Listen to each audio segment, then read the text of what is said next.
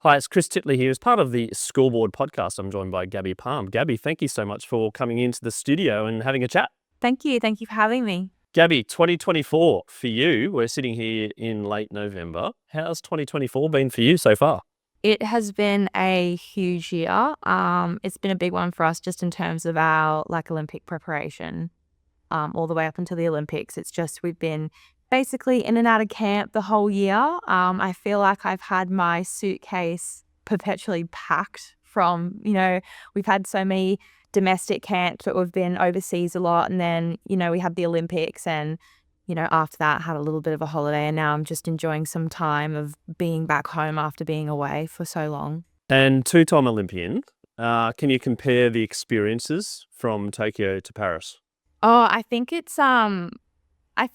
going to Paris obviously was special because of the result and how well we did. But I actually think as well that having Tokyo as a point of comparison probably makes it a little bit more special as well, because the atmosphere and the crowd in Paris and having that aspect of it. And, my family was able to be there. We had all our supporters there, and it probably made that Olympic experience just a little bit more different and special in that way. Let's hone in a little bit on Paris, the games, and then leading up to the semi-final and the final. Obviously, the semi-final was something that you'll never forget. Can we talk about that particular game at halftime being down and then getting the crew together, and then obviously going into the shootout?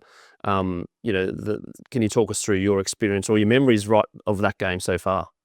It's funny when I try and think back to the game, I don't actually find that I remember a lot of it during the game. I almost think that in some of my games where I feel like I'm really in the moment or whatever, afterwards, I don't actually remember a lot of it, but I can still remember like the feeling of being there and, the atmosphere of the crowd and what that game meant. But I think what was so special about the semi-final and almost what we were trying to do through the whole tournament though is that we were really just trying to take it one game at a time, and every moment as it came, we weren't trying to get ahead of ourselves. So I really felt that during that semi-final against the US, there were points that we were down, but it never, overwhelmed us or we ever got ahead of ourselves going, oh, that's it. They're in the lead. We kind of just kept chipping away at it.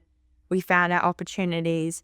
Some girls like Abby and Bronte just stood up in attack and scored those goals for us. But, those came from a lot of team moments and, we were really solid in our defense to be able to keep them 2-8 goals and then to push that into a penalty shootout.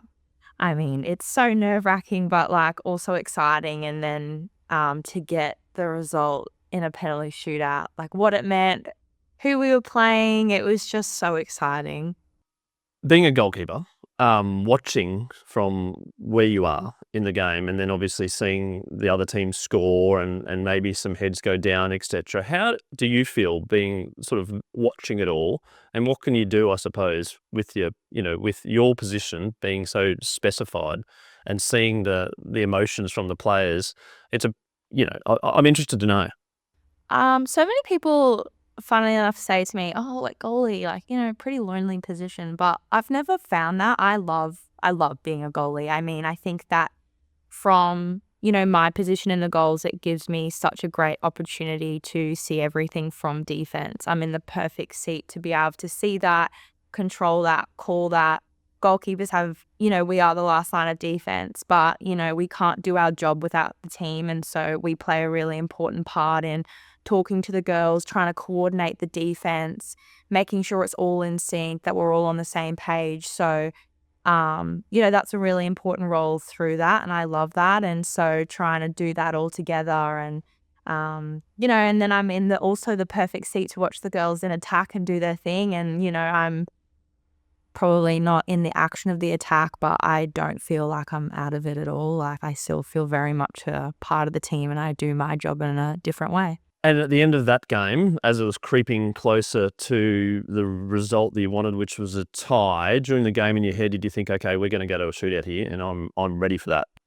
I don't think I thought about it in the game until, the final whistle blew, we saw the scoreboard and it was like, okay, it's It's go time for you. it's go time, it's a penalty shootout. And I do remember afterwards, Usually like the coach brings us all in and she's having a chat and she asks the shooters who wants to put their hand up to shoot. And she was like, who's ready for it? And I think I was just so in it that I was just like, yep, like me, like I'm just ready to go. I just had this overwhelming feeling of like, yep, let's put me in there, like I'm ready to go. So I remember that. I thought it was really funny. But yeah, I was just ready to get in there. And sometimes I think that with shootouts, sometimes the pressure is on the shooter. You're in a very, controlled situation where it's, 5 meters. When you look at it, the shooters should score. So I really relish in that. I think it's fun. It's an opportunity for me to get in there and maybe cause some chaos and get a save. I can't remember whether it was the fifth or sixth save that won it for you. Do you remember? Yeah, no, it was, so we had gone through, so in a penalty shootout, there's 5 shooters from each team. And we had gone through a full round. So the 5 shooters from Australia and US, they all scored. Our captain had gone to take the first shot of the following round, and then it was me, and I saved the first. Oh, so there's number 6. It was shot number 6. Shot number 6. Talk us through it. And it's funny because with penalty shootouts, I need to do my research, and I do that with a lot of when it comes to games and shooters. Like I like to do my research on the shooters, like to see their tendencies, where they like to go. And with Maddie Musselman, she was the shooter and she was always shooting to my left-hand side. Through all the videos I was seeing, she was always going there.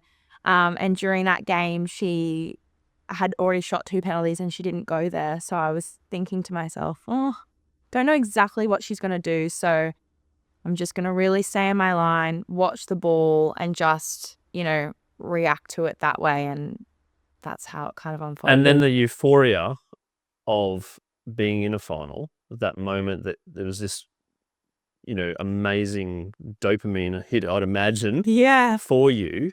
I mean, what was the feeling?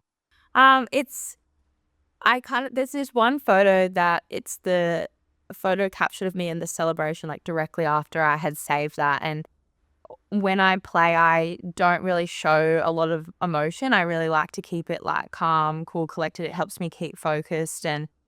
But after I saved that, I watched back at the footage and I didn't even realize what I was doing, but I do this big like lasso with my arms because I was just like so excited. And it was just unmatched, like being able to be with the girls as we like celebrated that all together. I don't think we had fully realized what it meant. It was just the excitement of first winning and beating America and what that was. And then it was, oh my goodness, like we're through to the gold medal match in the Olympic Games. Like it was just a whole kind of collection of emotions and feelings. It's been to just this one moment of like jubilation, relief. I don't know if we had really felt relief. I think we were just still very much in the moment of celebrating that and what it meant rather than any kind of relief, because we had just been taking it one game at a time and what that meant, and we were just going to keep coming up at that challenge as it came. So I think in that moment directly after, it was just that euphoria and excitement. So the euphoria of winning that semi-final and beating America, and then knowing that you've got to play Spain for a gold medal, how did that sort of go in your head? It's funny because that semi-final and the win of it was like one of the best moments of, I've experienced in sport. But I found that like we couldn't unfortunately relish in that too much because we had another game to play. And so we, like all through the tournament, whenever we had the win or whatnot, we had that day to kind of sit in that, celebrate it, acknowledge what we've done. But come the next day, it would always be like, okay, we've got to look forward. We've got another game to go.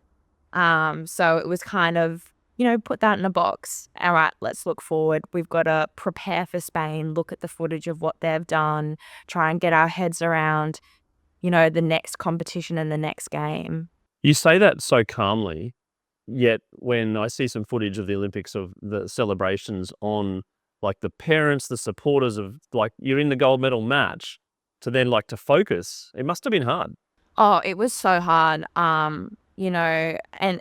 think it's like a really prevalent conversation about athletes and social media at the Olympics. And I just found that after that moment, because the clip that they would use was my save, and it was all, and after that, like the flooding of emotions of all that. So, when I would open my Instagram, like that was the reel I kept seeing. And every time you watch it, you re-experience that emotion. And even now when I watch that video, I can still, like, it still gives me goosebumps. I still go in that emotion. And obviously the amount of attention and messages that we were receiving after that semi-final win. And so I really had to go off all my social media. I just told my family had to put that to the side and really like look ahead. This is the gold medal game. This is what you dreamed about, and obviously you dreamed about beating America. But this is the game, right? And then to lose that game in such a pretty close game, like they chipped away ahead, but then like the end of the game is like, now we're over. We've got the silver medal. We're very proud of ourselves, but also we lost the game. Yeah. I think winning a silver medal in a game is a very bittersweet moment, because even though you get to stand on the podium and you win a medal, it comes after a loss, and it was our first loss of the games as well. And so directly afterwards, I remember thinking that I was just in a whole roller coaster of emotions, because I was in the moment processing the loss of what we had.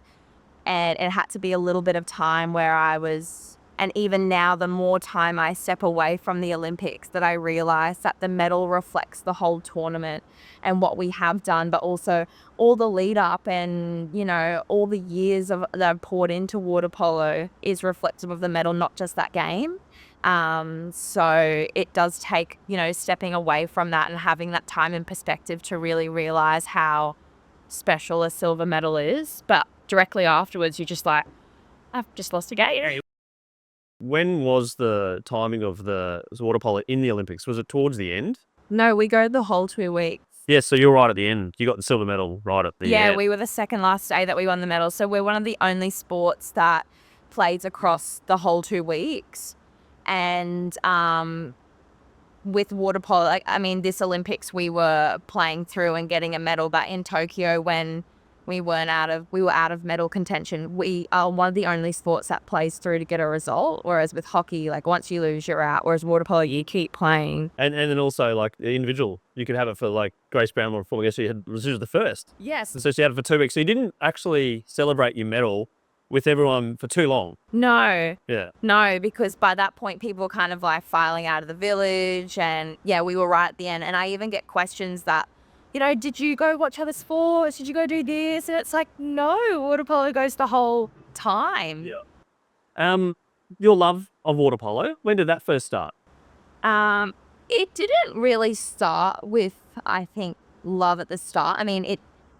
I got into it because I was moving from like primary school into high school, and the water polo season starts. It goes over summer, so it starts in term 4 and carries over into term 1. So that first year of under 13s, it started when I was in primary school before going into high school, and my high school does water polo.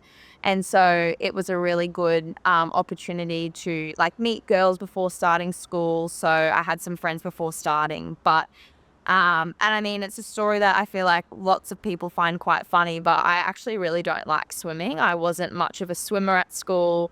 Freestyle really wasn't my strong suit. It's just not one of the sports that I gravitated towards. And so when someone said water polo, I thought, that's swimming. I don't think so.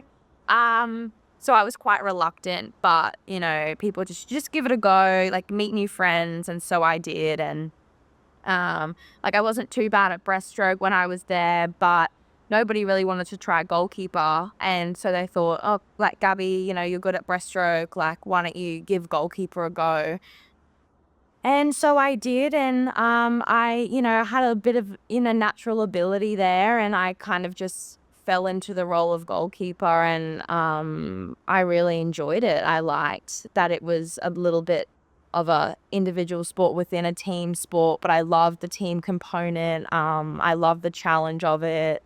And yeah, I just fell into it. What's the I suppose the training regime of a goalkeeper versus the other players? Do you do things together as a team, and that's part of a team? But there's other things that you probably obviously for specialist position like a goalkeeper that you do that others don't. Yeah, so a lot of our fitness and conditioning is completely different. When it comes to, water polo based stuff, so such as shooting, you have to have the goalkeeper and the field players. And whenever we're doing team tactics or anything involving a goal, we're all together.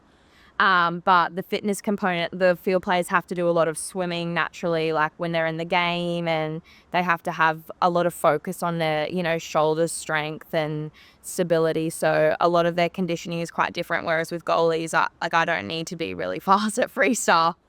Which is, you wouldn't like that anyway. No, right? exactly. So that's why I'm, in goals. But a lot of our conditioning is to do with, our leg strength and our leg agility and how I can move effectively around the goals and my jumping and that kind of speed dynamic. So it's quite different, our conditioning.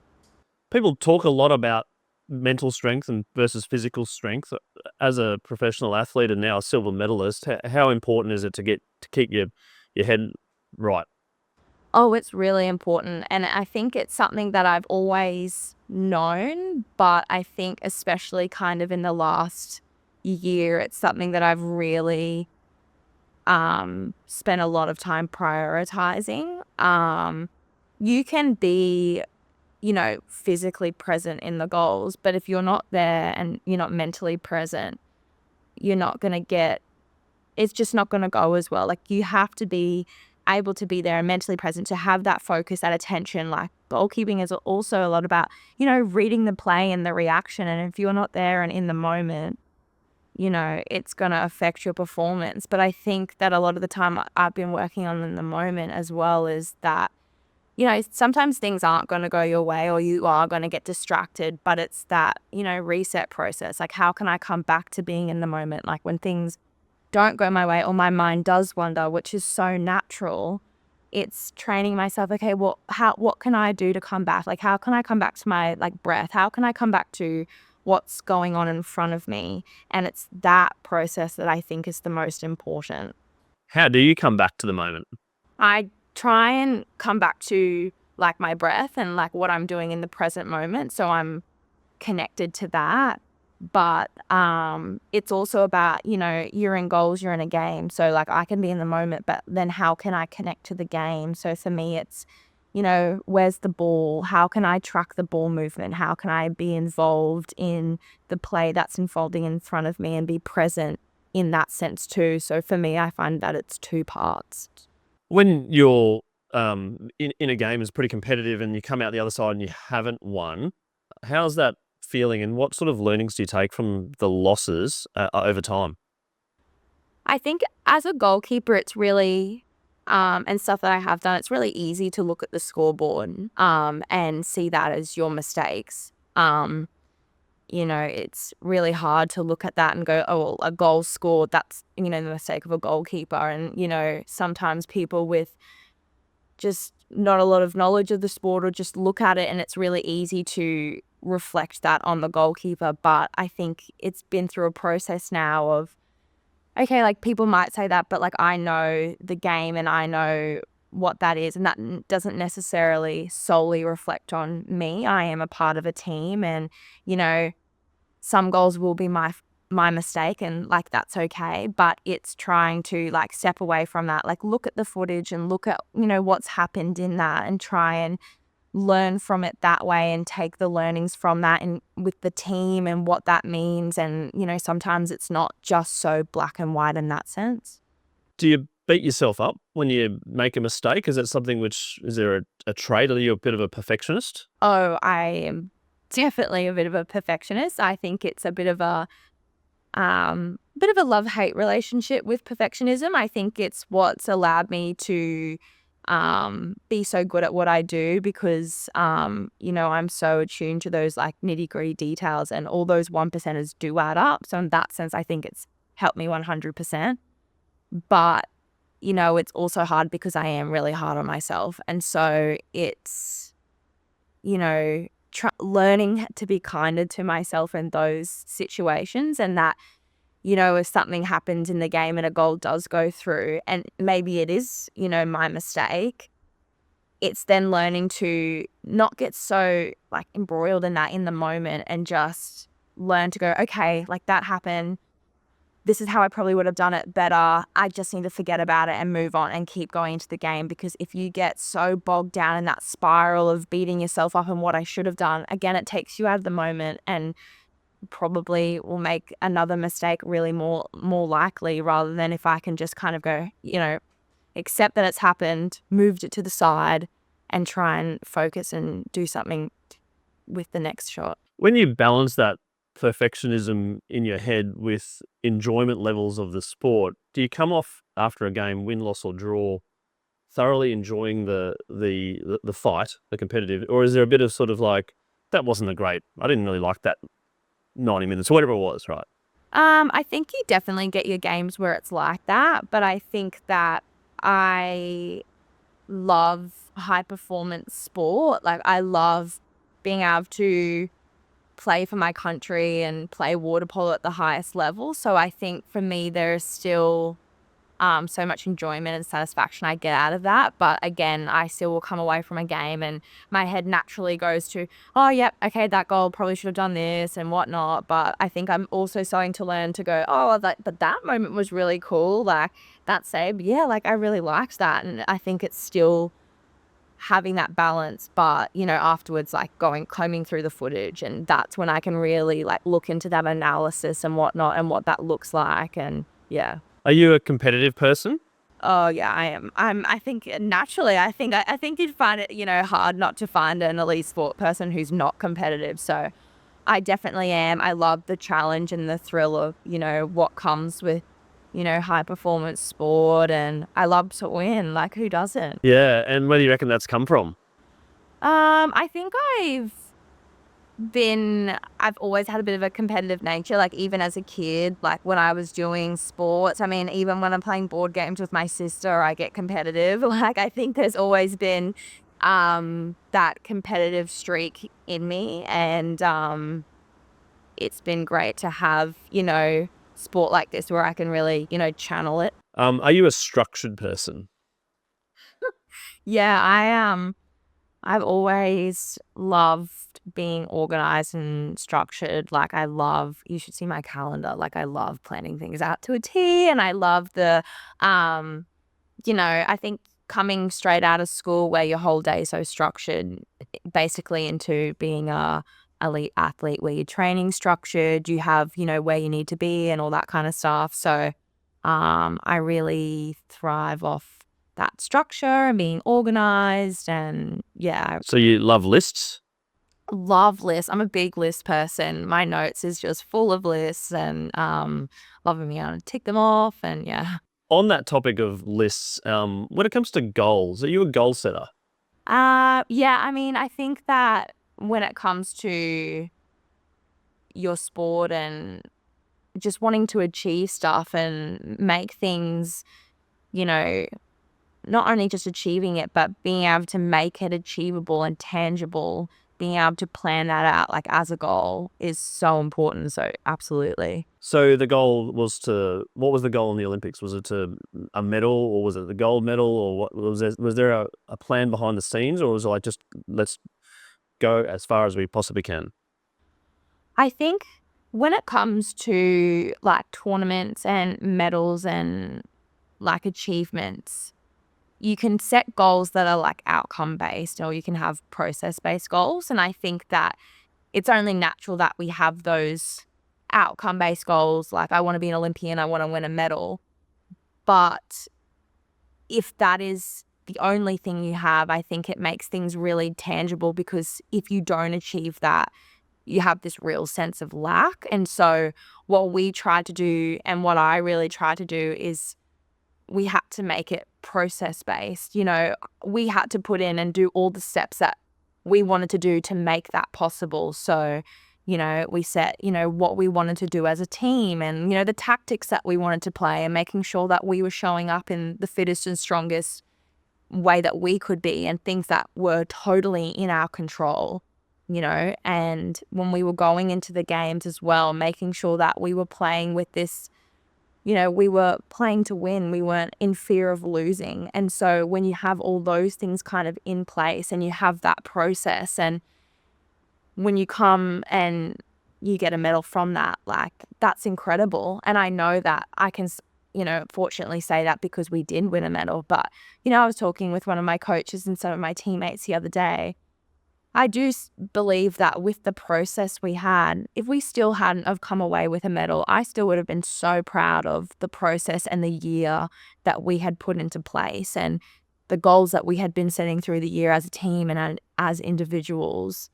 Like, I'm still so proud of that too. So I think that, I don't think winning a medal is the be all end all, but it's still something that I'm incredibly proud of. I think it's a really interesting conversation about all of that. Yeah. Do you pause and reflect about various things? Like, let's say you get your goal is to make the Olympics, and which is probably one of your childhood dreams, I'd imagine, as you're going through the water bike, and then you get selected in Tokyo. And that moment where you get the phone call or whatever it might be, I don't know what the modern communication to selection is these days, but when you get it, this sort of euphoria of like, yes, I'm here.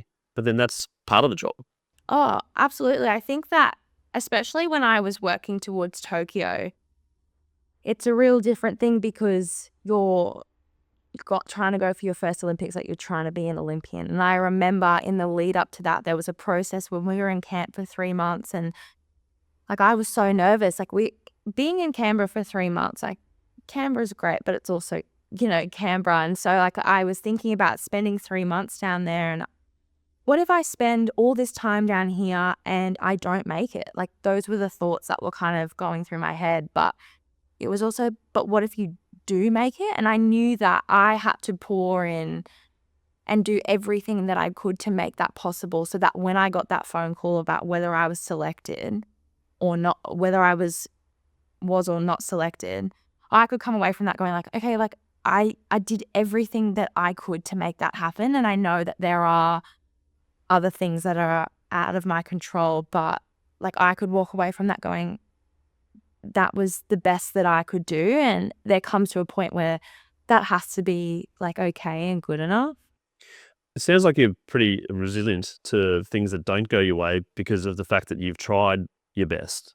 And that if you give your best at everything, then there's whatever happens kind of happens. You can control your controls. Are you a resilient person? Yeah, I definitely would say I'm a resilient person. I think that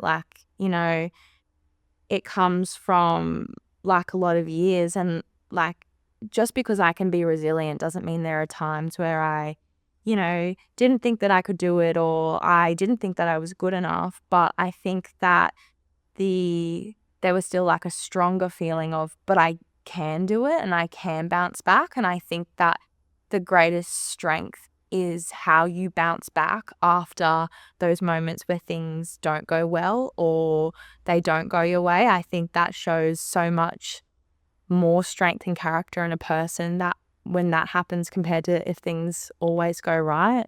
And now you're a dual Olympian or double Olympian, and you've got a silver medal, and you're obviously very proud of that. How does that sit with you when people talk to you now and maybe stop you in the street and maybe want a selfie, etc.?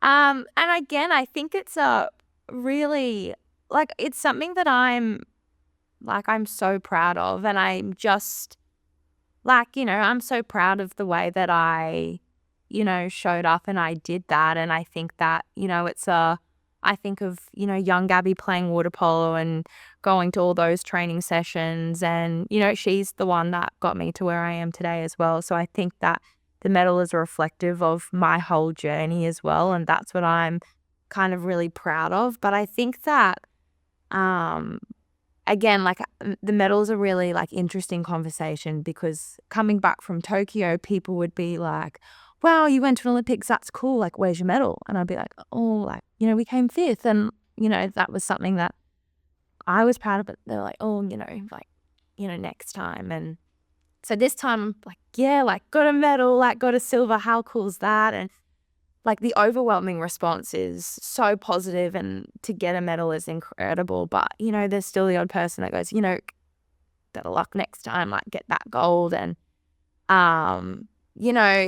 with in the eyes of some person, like, it's never going to be good enough. And so if I'm always looking for what that is, like, I'm never going to be happy. So it's going, it's a silver. I'm so proud of that silver and what it means. And like, that's Yeah, I mean, I so think good. And people I'm like, I don't know, when I got engaged, the first person that we said, like, when are you going to get married? You're like, hold on a second, I just got engaged, like, celebrate the moment. And then when you get married, they're like, I can have kids. You're like, I just got married. Like, give me a break. Like, the bar gets, like, kind of, the conversation goes higher and higher all the time, and you'll never win, right? No, exactly. And I think that even like the day after Paris, people are like, so Gabi, like LA, like, let's go. And I'm thinking, like, Paris is still, it's only just happened. I'm going to relish in this a little bit. I know it's so natural that people, want to keep going on that sporting journey and what that means, but it's also okay to go, okay, like, I'm just going to sit in this and take a little bit of a breather first, and then I might figure out kind of what that looks like. But yeah, the conversation of what's next. So the breather that you're taking now, I'm not going to go on to what's next because that's the obvious question, right? I'm not going to do that. But the breather now that post-Paris, how have you found the sort of maybe a little bit of downtime to reflect and to pause and also to keep yourself busy and structured? Yeah, it's been a time. I think that I'm having been away almost the whole year. It's been really nice to just be in the one place, not have my suitcase packed, not having to be anywhere. And I think I've really been enjoying that.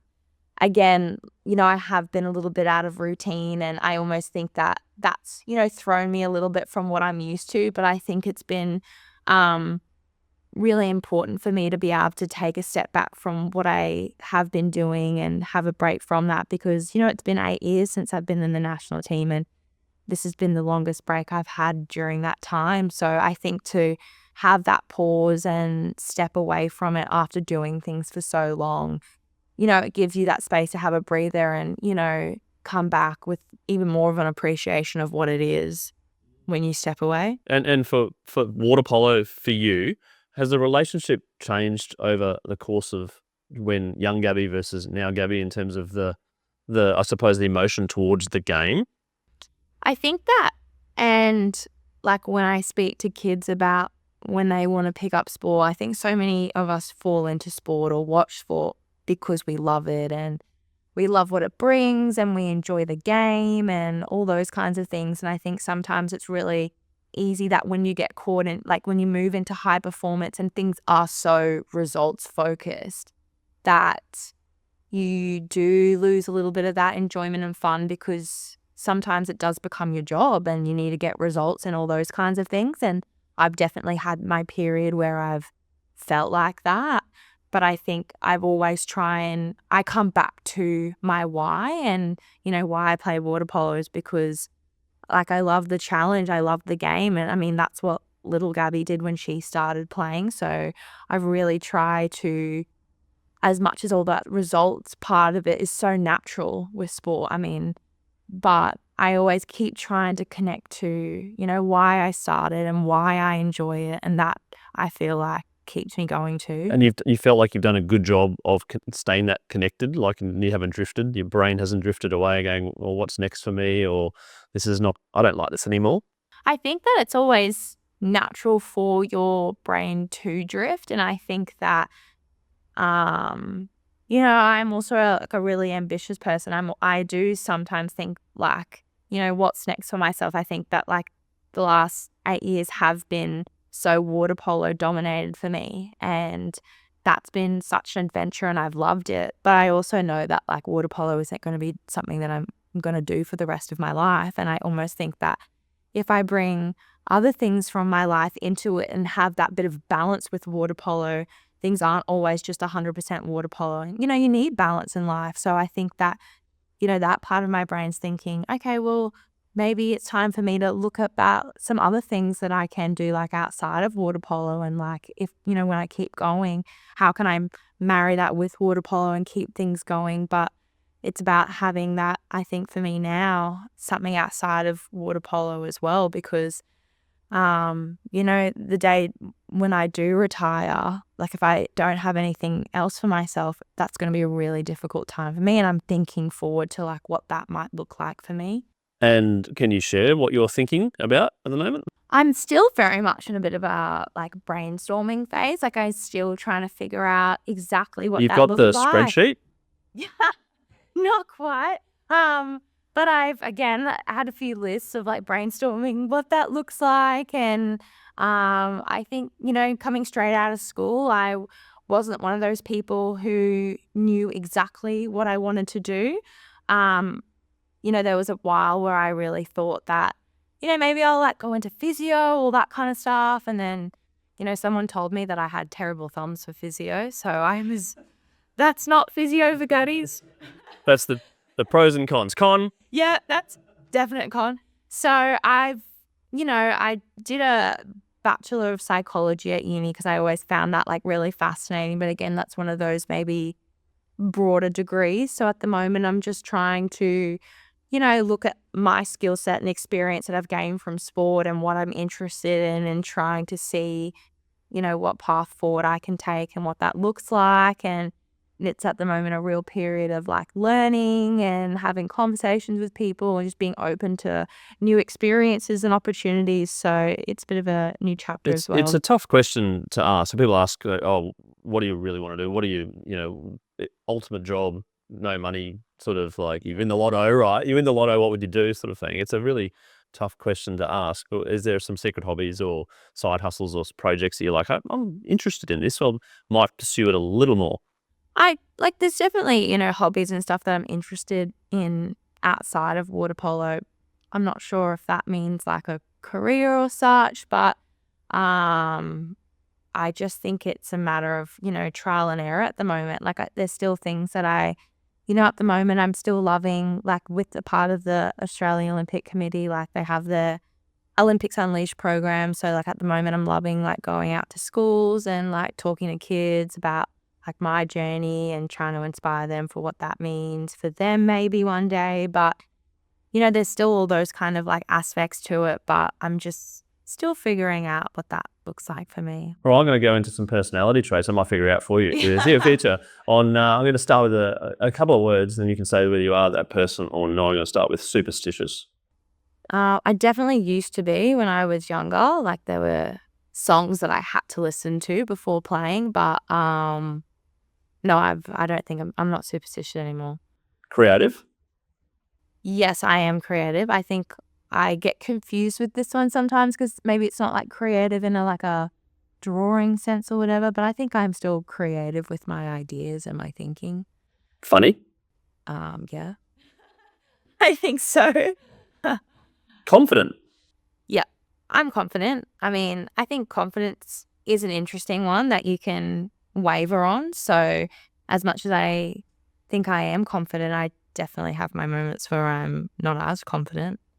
Are you a pump-up person before a game or a calm person? Oh, no, I'm a calm person. I find that I naturally get a bit nervous sometimes. So I think that I really like to keep calm and mellow before the games. And I think that carries through to me before the game, because if I'm pumped up and revved up before a game, like I crash. So I really like to try. What do you do to mellow yourself before a game?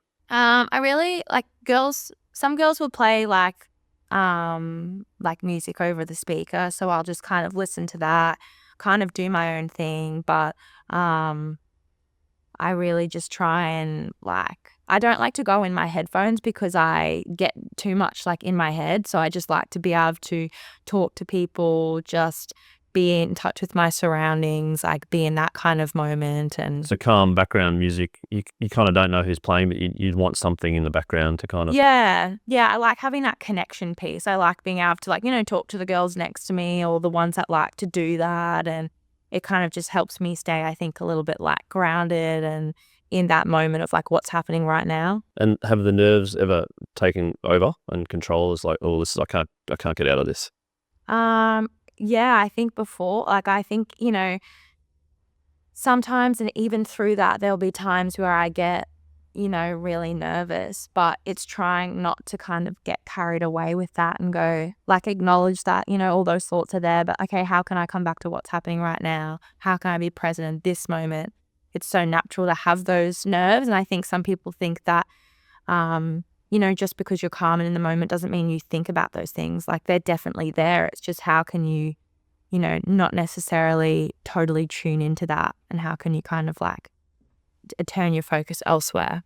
One of the traits that I've gathered through various sports people on this podcast has been the word empathetic. Do you think you're an empathetic person? Yeah, I do think I'm an empathetic person. I'm really fortunate to be a part of the, leadership group in the Stingers team. And I think that, like, a part of that, and just being in the team, I think being empathetic is so important. I think being a part of like a team sport, I mean, you have to have that. It's not just you out there. Like, you're working with lots of other, you're working with 12 other girls, and a lot of that carries to things going on outside the pool. And so how do you, talk with them? How do you work through stuff? Like, how do you, work through situations in the pool where maybe someone's seen that in a different way, and how do you, talk with them and move through that and kind of get come to a solution altogether, and, acknowledging that people are going to have different views and different opinions, and how you kind of bring that all together. Yeah. And so on that, a leader, do you feel like you're a leader?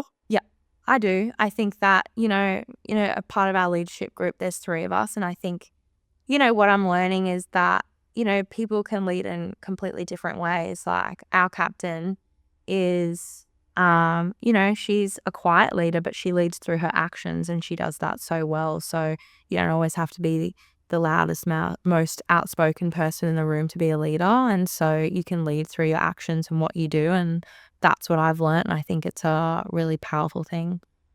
A book versus a podcast versus Netflix. Oh, I kind of like dabble in all of them. I think that when I'm in the car, I love listening to a podcast.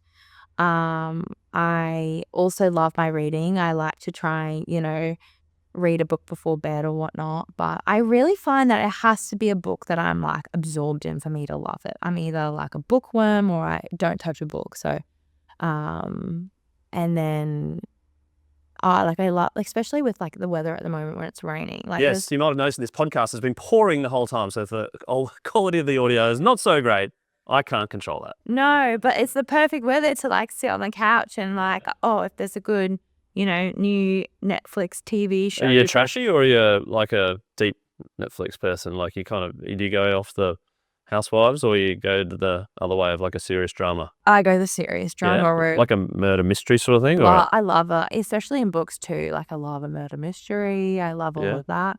Nothing like too scary. I've never been much of a horror person. I I'm a really easy jump scare. So do you get a bit anxious after it? Yeah. And this might affect your sleep and things? I can't watch horror movies. I can't remember what it was, but there was some trailer for a horror movie I watched in school, and just watching the trailer, like, it stopped me from sleeping. So I stick away from the horror movies. Coffee or tea, or neither? Oh, coffee. Yeah? I'm a big coffee drinker. Yeah. I love my coffee. Like a flat white, or? Yeah, I love a latte. Same thing, isn't it? Really? It's a little bit more different. frothy. Yeah. Latte. And how many a day? I definitely love to have one every day. But I don't go overboard with that. Like, yeah, otherwise you get a little. I do. Little shaky. I get a bit shaky. Yeah. It's common, right? So, Maybe on your third as well, you kind of, you're bouncing off walls and your voice starts to go a little quicker. So, no, I love to have 1 or 2 a day. Gabi, I'm going to leave it there, but thank you so much for coming on the Scoreboard podcast and taking your time in this pouring rain in here in Brisbane. I really do appreciate, and congratulations on your achievements as a sports person and as a person, and obviously moving forward into the next chapter of your life. I wish you well. Thank you so much for having me. Thank you.